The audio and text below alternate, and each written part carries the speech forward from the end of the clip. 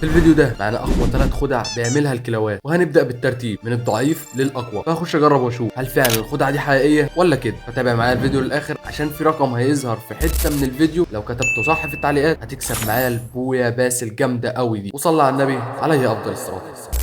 زي ما احنا شايفين معاه الخنجر بتاعه. ايه ده ظرفه فين ده؟ اه في ظهره.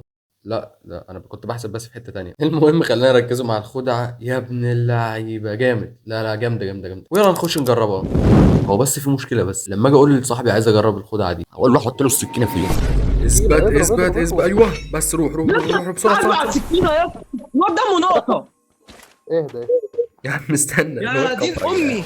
جدعان. ايوه يروح بس يروح يروح احنا يروح. ندخل المستشفى. اجي ايوه يلا بينا. هو فين؟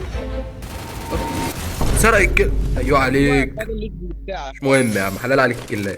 كده الخدعة الأولى حقيقة. تعال اقول لك ازاي تعمل خدة العنكبوت الجديدة، لو كمان تجربها في كل اصحابك. دي كل اللي عليك انك هتخش التدريب، بس لازم تكون حاطط الشخصية النشطة العنكبوت، وبعدها تحط العنكبوت في المكان ده، واول ما تخش التدريب تخرج من اللعبة وترجع تاني تفتح اللعبة. وبعد ما تخش التدريب هيظهر لك كلمة الاعدادات السريعة، وعشان تعمل جليتش لازم تدوس عليها وتدوس على المهارة النشطة، وفي نفس الوقت كلمة ايقاف وتشغيل. وكده مبروك عليك عملت الجليتش. الله يبارك فيك حبيبي تسلم.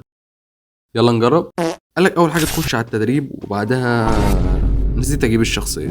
دلوقتي نحط السبايدر ونخش التدريب ونطلع ونخش تمام، ونقول بسم الله وخلينا نجربه. يا ايه ده؟ ده ايه ده؟ انا ما رميتش غير 2. هو اخرها 2. واضح كده يا جدعان ان هي مش شغاله. فبص انا هديها محاوله تاني واعملها تاني وهشوف اقول لكم. حتى بعد ما عملت في المحاوله التانيه مش شغاله. بس على فكره الخدعه شغاله، ولكن في اللوب بتاع التدريب مش في التدريب نفسه. فكده الخدعه التانيه كده. وتالت خدعه معانا والاخيره. بتضحك ماشي اضحك. هتعمل ايه يا مجنون؟ هتعمل ايه ده؟ تحول للنسر تمام، وبعديها فصل النت تمام. يا نهار ابيض جامده دي. يلا نخش نجربها. اخيرا عرفت اسرق النسر من وسط العيال بتاكل بعض هنا. حي واحد. لا ده ده التمثال اللي هو بتاع التحديث الجديد. خش بقى نستخبى ورا عشان نعرفوا نجربوها. نجرب بقى كده. ايوه طير، وبعديها ثواني افصل النت تمام كده تمام. يا رب بس انا المشكله ان انا لما بفصل النت عندي اللعبه بتقف. ثواني كده هفضل اطير اطير اطير لحد فوق، وبعديها اشوف ايه اللي هيحصل.